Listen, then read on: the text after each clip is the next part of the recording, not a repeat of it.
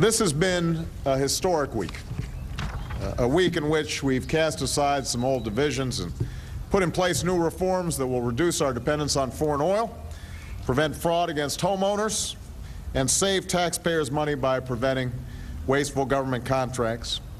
A week that marks significant progress in the difficult work of changing our policies and in transforming our politics. But the real test of change ultimately is whether it makes a difference in the lives of the American people.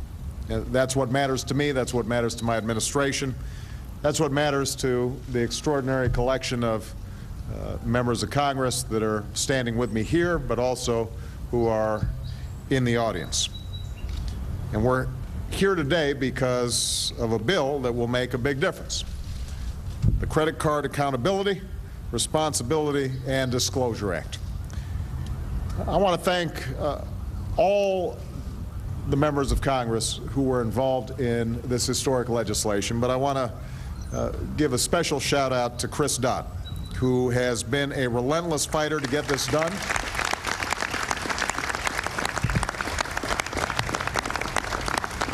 Chris wouldn't give up until he got this legislation passed. He spent an entire career fighting against special interests and fighting for ordinary people, and this is just the latest example. I want to thank his partner in crime, Senator Richard Shelby.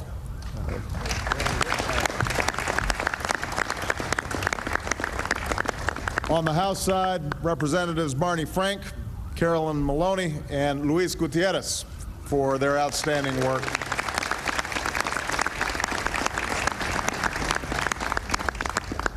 And I want to also thank all the consumer advocates who are here today, who fought long and hard for these kinds of reforms.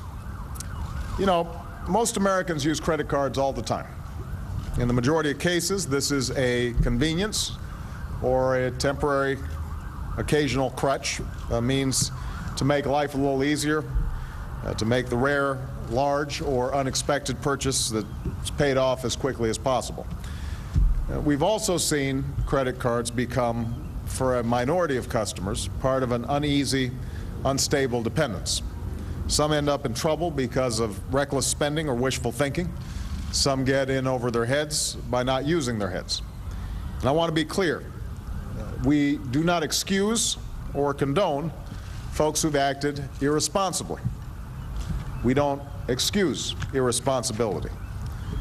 But the reason this legislation is so important is because there are many others. Many who've written me letters or grabbed my arm along rope lines or shared their stories while choking back tears, who've relied on credit cards not because they were avoiding responsibilities, but precisely because they wanted to meet their responsibilities and got trapped. These are hardworking people whose hours were cut or the factory closed, who turned to a credit card to get through a rough month, which turned into 2 or 3 or 6 months without a job.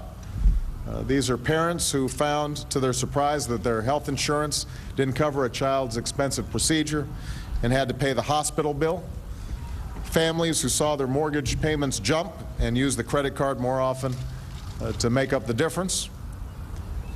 These are borrowers who discover that credit card debt is all too easily a one-way street. It's easy to get in, but almost impossible to get out. It's also, by the way, a lot of small business owners who have helped to finance their dream through credit cards and suddenly, in this economic downturn, find themselves getting hammered. Part of this is the broader economy, but part of it is the practices of credit card companies. Contracts are drafted not to inform, but to confuse. Mysterious fees appear on statements. Payment deadlines shift. Terms change. Interest rates rise. And suddenly a credit card becomes less of a lifeline and more of an anchor. That's what happened to Janet Hart of Freeland, Michigan, who's here today. Where's Janet? Right here. Janet's a nurse. Her husband is a pipe fitter. They've got 2 boys. Janet and her husband have tried to be responsible. She's made her payments on time. But despite this, Janet's interest rate was increased to 24%.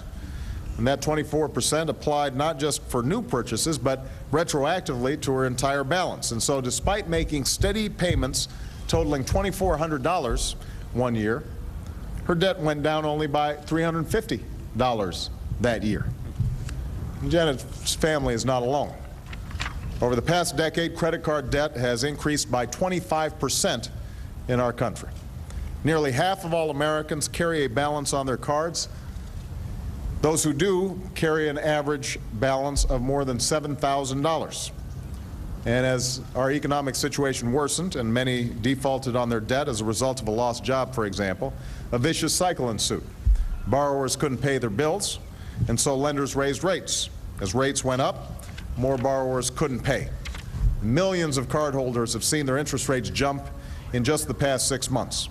1 in 5 Americans carry a balance that has been charged interest rates above 20%. 1 in 5. I also want to emphasize these are costs that often hit responsible credit card users. Interest can be charged even if you pay your bill on time. Rates can be increased on outstanding balances even if you aren't late with a payment. And if you start to pay down your balance, which is the right thing to do, a company can require you to pay down the debt with the lowest interest rate first instead of the highest, which makes it much harder to ever get out of the red. So we're here to put a change to all that. With this bill, we're putting in place some common sense reforms designed to protect consumers like Janet. I want to be clear about this. Credit card companies provide a valuable service. We don't begrudge them turning a profit. We just want to make sure that they do so while upholding basic standards of fairness, transparency, and accountability. Just as we demand